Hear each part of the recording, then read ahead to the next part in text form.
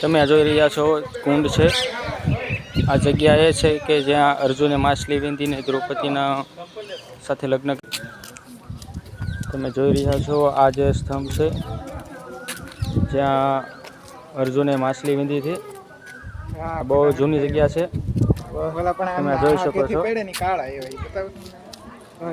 આ જે સ્તંભ છે જ્યાં અર્જુને ઊભા રહીને માછલી વીંધી હતી અને આ જૂની જગ્યા છે બહુ પંચમહાલની।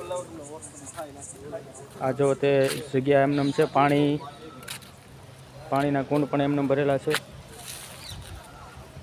આ મંદિર છે, બહુ પુરાણી જગ્યા છે, જૂની જગ્યા છે।